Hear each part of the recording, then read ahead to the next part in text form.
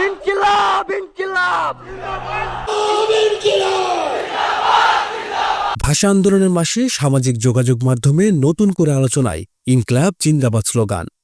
বাংলাদেশ জামায়াত ইসলামী আমির doctor Shafiqur রহমানের একটি সংক্ষিপ্ত ফেসবুক স্ট্যাটাসকে কেন্দ্র করে নেট দুনিয়ায় বইছে ঝড়ের বেগে আলোচনা।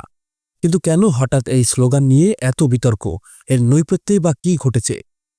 আজ রবিবার ২২শে ফেব্রুয়ারি ভোর ৪টা ৮ মিনিটে ডক্টর শফিকুর রহমান তার ভেরিফাইড ফেসবুক পেজে একটি পোস্ট দেন।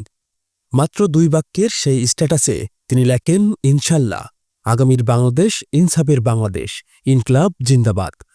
পোস্টটি দেওয়ার মাত্র কয়েক ঘণ্টার মধ্যে এটি ভাইরাল হয়ে যায়। হাজার হাজার মানুষ এটি শেয়ার করেন এবং হাজার হাজার নেটিজেন তাদের মতামত প্রকাশ করেন। এই বিতর্কের শুরু মূলত ২১শে ফেব্রুয়ারি সিরাজগঞ্জে আয়োজিত এক অনুষ্ঠানে বিএনপি স্থায়ী কমিটির সদস্য ও বর্তমান জ্বালানি মন্ত্রী ইকবাল হাসান মাহমুদ টুকুর একটি বক্তব্যকে কেন্দ্র করে। তিনি বলেছিলেন, বাংলাকে যদি ধারণ করতে হয় আমার মায়ের ভাষা বলতে হবে, তবে ইনকিলাব জিন্দাবাদ চলবে না।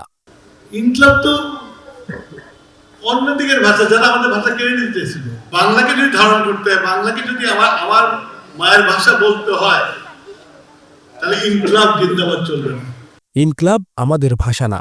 মন্ত্রীর এই বক্তব্যের পর সামাজিক যোগাযোগ মাধ্যমে পক্ষে বিপক্ষে যুক্তির ঝড় ওঠে। আর ঠিক সেই প্রেক্ষাপটে জামায়াত ইসলামের আমির এই ফেসবুক পোস্টটিকে মন্ত্রীর বক্তব্যের নীরব প্রতিবাদ হিসেবে দেখছেন অনেকেই।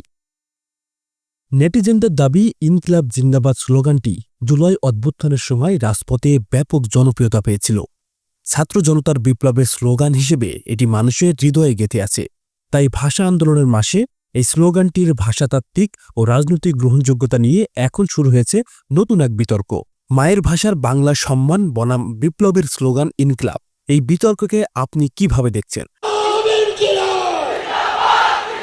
ইনকিলাব জিন্দাবাদ কি আমাদের সংস্কৃতির সাথে সাংঘর্ষিক? আপনার মূল্যবান মতামত কমেন্ট করে জানাতে পারেন।